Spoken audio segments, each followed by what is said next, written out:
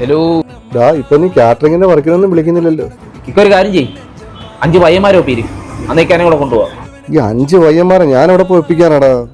600 രൂപ കൊടുക്കാം, കൊട്ടാരക്കരയല്ല അവർക്ക്. നീ കാശൊക്കെ എന്റെ തന്നെ ഞാൻ കൊടുത്തോളാം. എന്നാ ഓക്കെ. ഇവന്മാരുടെ ചോദിച്ചു നോക്കാം. നിങ്ങൾ ആരെങ്കിലും ഞായറാഴ്ച ഫ്രീ ഉണ്ടോ?